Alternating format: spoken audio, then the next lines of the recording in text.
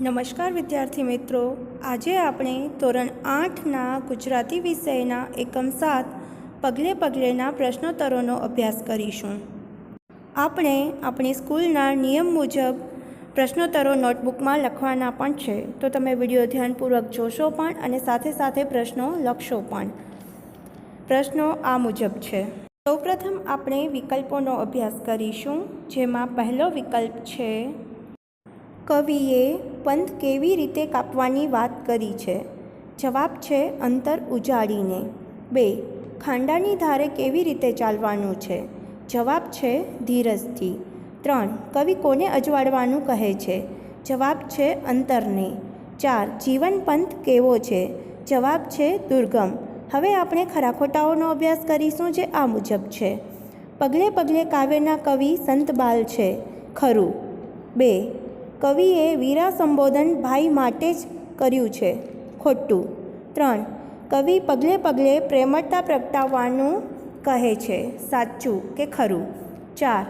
કવિ પૈસા ન ખોવા કહે છે. ખોટું. હવે આપણે ખાલી જગ્યાઓનો અભ્યાસ કરીશું. ખાલી જગ્યાઓ આ મુજબ છે. અંતરને અજવાળી વીરા ખાલી જગ્યા તારો કાપે જા. જવાબ આવશે પંથ. 2. પગલે પગલે ખાલી જગ્યા રહીને પ્રેમળતા પ્રગટાવે જા. જવાબ આવશે સાવધ. 3. ખાલી જગ્યા તારી ખોતો ના. જવાબ આવશે હિંમત. 4. ખાલી જગ્યા અને ખાલી જગ્યાનો તું પાઠ સૌને આપે જા. પહેલી ખાલી જગ્યામાં આવશે શિસ્ત, બીજીમાં આવશે શાંતિ અને ત્રીજીમાં આવશે સેવાનો. ખાલી જગ્યા પછી આપણે 1-2 વાક્યમાં ઉત્તર લખો એ પ્રકારના પ્રશ્નોનો અભ્યાસ કરીશું. પ્રશ્નો આ મુજબ છે. પગલે પગલે કાવ્યનો પ્રકાર જણાવો. જવાબ છે પગલે પગલે કાવ્યનો પ્રકાર શૌર્ય ગીત છે. 2. કવિ સ્વાર્થ સામે જોવાની ના કેમ કહે છે. જવાબ છે માણસે નિસ્વાર્થી બનીને જીવવું જોઈએ, જેથી બીજાને શિસ્ત, શાંતિ અને સેવાનો બોધ મળી રહે. તેથી કવિ સ્વાર્થ સામે જોવાની ના કહે છે. 3. રસ્તે ચાલતા વચ્ચે શું શું આવે છે.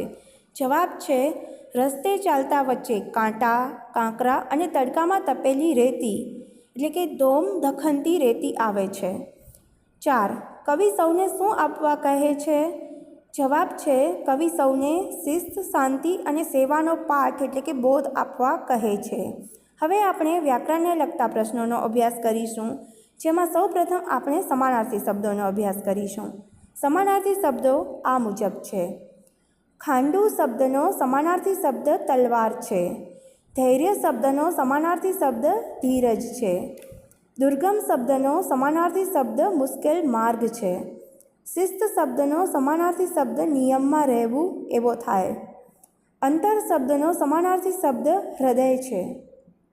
સમાનાર્થી શબ્દો પછી આપણે વિરુદ્ધાર્થી શબ્દોનો અભ્યાસ કરીશું. વિરુદ્ધાર્થી શબ્દો આ મુજબ છે. અજવાળું શબ્દનો વિરુદ્ધાર્થી શબ્દ અંધારું થાય. સ્વાર્થ શબ્દનો વિરુદ્ધાર્થી શબ્દ નિસ્વાર્થ થાય. દુર્ગમ શબ્દનો વિરુદ્ધાર્થી શબ્દ સુગમ થાય.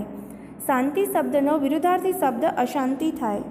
શિસ્ત શબ્દનો વિરુદ્ધાર્થી શબ્દ અશિસ્ત થાય.